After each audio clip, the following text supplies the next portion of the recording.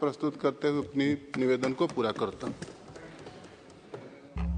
Thank you. Honorable Member Srimati Supriya Suri.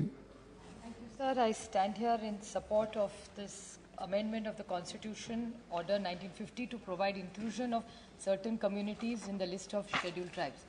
Sir, this राज्य से मैं आती हूँ, 5-7 साल से वहाँ धनगर, मराठा, लिंगायत और मुस्लिम समाज बहुत दिन से आरक्षण की मांग कर रहा है। कल में भी जो बिल में डिस्कशन हुआ था उसके बारे में मैं बोली थी, क्योंकि धनगर, मराठा, लिंगायत और मुस्लिम इन्होंने आंदोलन किए। आंदोलन के बाद तब के जो विपक्ष के नेता थे उन्होंने ऐसे कहा था कि जब हमारी सरकार आएगी तो पहले कैबिनेट में हम दे देंगे। मैं थोड़ी सी क्रोनोलॉजी आपको बताऊंगी सर।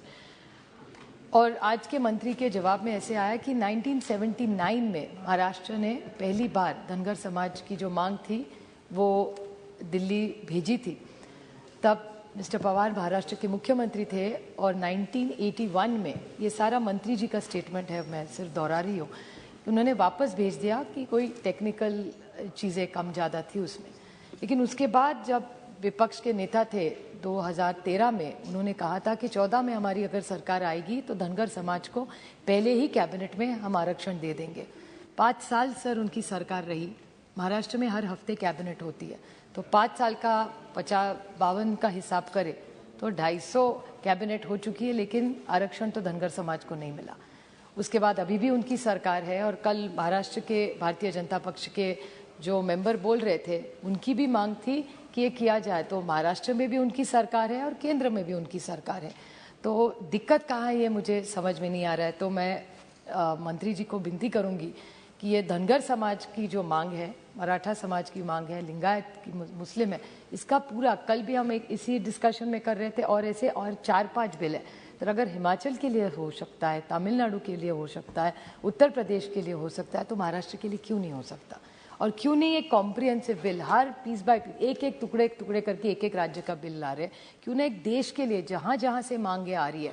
और मंत्री महोदय ने उनके जवाब में आज सुबह कहा कि जब महाराष्ट्र से प्रपोजल आया था उन्होंने एक कमीशन के बारे में बोला था। जी, एक महाराष्ट्र ने कमीशन, जो विपक्ष के नेता थे 2013 में, वो मुख्यमंत्री बने 2014 में और आज महाराष्ट्र में उप मुख्यमंत्री है। उन्होंने एक कमीशन बैठाया था जिन्होंने ये धनगर समाज की रिक्वायरमेंट को रिजेक्ट कैसे दिया। रिपोर्ट मैंने देखा नहीं है लेकिन पेपर में पढ़ा है। मेरे ख्याल से अगर इतनी बड़ी समाज मांग कर रहा है, ऐसा कौन सा आपने सर्वे, किसको जिम्मेदारी दी जिन्होंने ये इतनी मांग रिजेक्ट कर दी?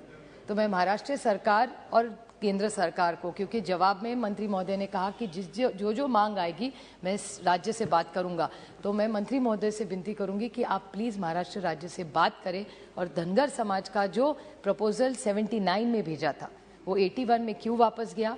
उसके बाद महाराष्ट्र की भारतीय जनता पार्टी की, मैं इसमें राजनीति नहीं, मैं सिर्फ क्रोनोलॉजी आपको बता रही हूँ, तो उन्होंने जो कमिटमेंट दिया था उसका क्या हुआ? उसके बाद वो जो कमीशन बैठा गया उसका रिजेक्शन क्यों आया? क्योंकि किसको दिया इन्होंने कि इतना बड़ा अन्याय, इतने समाज को जो न्याय मांगने की कोशिश कर रहा है, हम सब उसमें साथ हैं। हर पार्टी का मानना है, भले भारतीय जनता पक्ष हो, कांग्रेस हो, शिवसेना हो, सबकी मान है कि धनगर सो एक वॉइस में सारे जो महाराष्ट्र के पक्ष है, अगर वो कह रहे हैं कि धनगर समाज को रिजर्वेशन दे तो दिक्कत क्या है?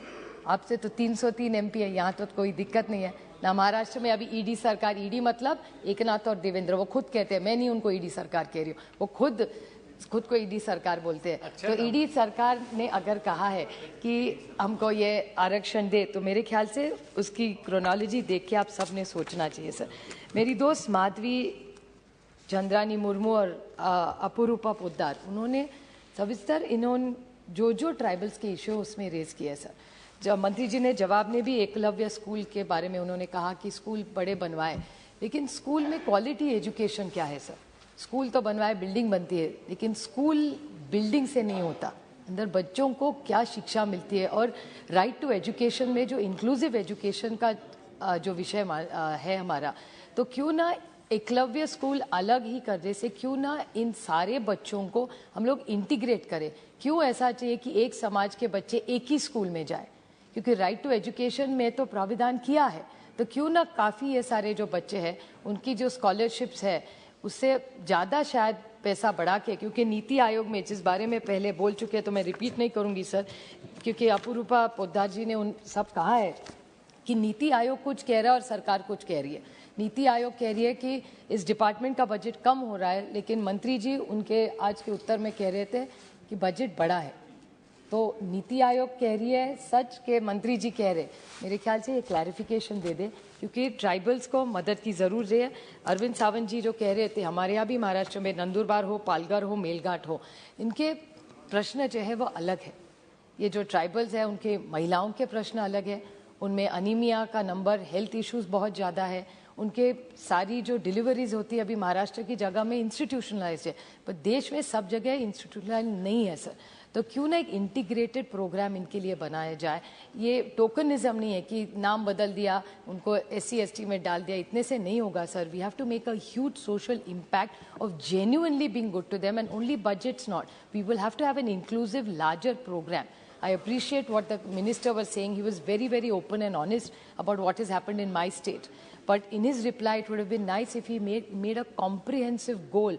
Say 5 years from now, we will make sure X amount of people in the tribals are all educated, all their women get equal rights, all their children, we will make sure are completely out of malnutrition, all the women are out of anemia. So these are larger targets. We cannot just look at tribals in one small way, and I don't think charity is what they are looking for.